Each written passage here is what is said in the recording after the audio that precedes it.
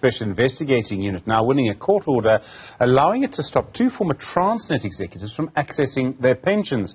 That's worth an estimated 9 million rand. Lerato, Makenete and Landela Madubane are accused of colluding with 3 service providers to abuse Transnet's tender systems during the COVID-19 pandemic. The SIU spokesperson is Kaizer Kganyago. Kaizer, good afternoon to you. What are these 2 people accused of actually doing? Good afternoon, Stephen, and good afternoon to your viewers. These 2 people during the COVID era, they colluded with 3 companies when they were supposed to be buying what they call breathalyzer straws from these companies. The company wanted about 10,000 of those straws, and they then went and procured the straws. But what was interesting is the price for the straws was 29 cents per straw. They charged, together with these companies, colluding 29.99 rand per straw, which then amounted to a loss to Transnet of amount of 33.8 million rand. That's a huge amount of money. So what other action are you able to take against them? I mean, surely this is a criminal act. No, definitely. The first thing that we did was to refer this matter for disciplinary, which Eskom took up, and then they started the process. They didn't want to appear at the disciplinary hearings, but Eskom continued with the hearing, and they were then dismissed.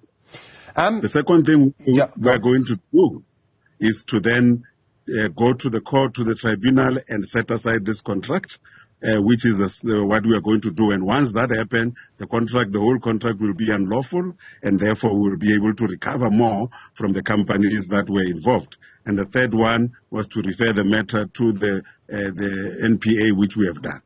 Okay, so the NPA now makes a decision. If these former Transnet executives can't get their pensions, if they are found innocent, if they're cleared somehow, and I mean, speaking on the face of it, I'd be surprised considering the applications you've already been able to win, would they then get their money back? No, I don't think they will, but obviously it is a matter that will happen after we have set aside the contract, because the minute we set aside the contract, therefore no one will benefit from an unlawful contract, and therefore we will have to recover the money from all of them, including these companies that benefited. Okay, I'm with you now. Does this happen often where you're able to actually freeze someone's pension? I mean, on the one side it looks like quite a cruel thing to do. On the other side, they often, I mean, in these cases that we've seen so far, and there have been 1 or 2 others, are people who've benefited from corruption and in the process have harmed, all of us. This was during COVID. No, definitely. These are people who have benefited, and that is why we want them to feel it where it hurts most. Because now they cannot benefit, leave employment, which is what usually happened before, and then get their pension and go and find a job somewhere else and live happily after. Therefore, that's not what we want, because we want them to understand that what they did was wrong, and we will then take this pension of theirs and make sure that it is taken back to Transnet to be used for what it was supposed to be used for.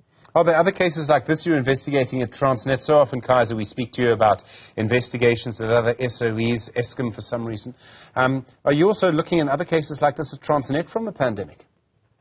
Yes, definitely. There are many similar ones. The other ones we are still investigating, but there are many similar ones. You'll remember we had a discussion some time back about an executive who was doing something similar to this and ended up buying 5 houses and 15 cars. And we took all of them and we sold them, and the money is back with Transnet as we speak.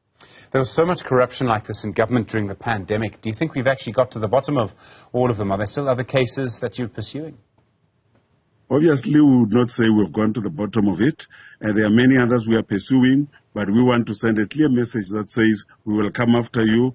The reality is, whatever has happened, if it is put to our attention, we'll follow it up. Whether it has happened 5 years ago or many years ago, we will follow it up, and ultimately the truth will come out. Kaizer Kganyago, spokesperson of the Special Investigating Unit, thank you very much indeed. Do appreciate it.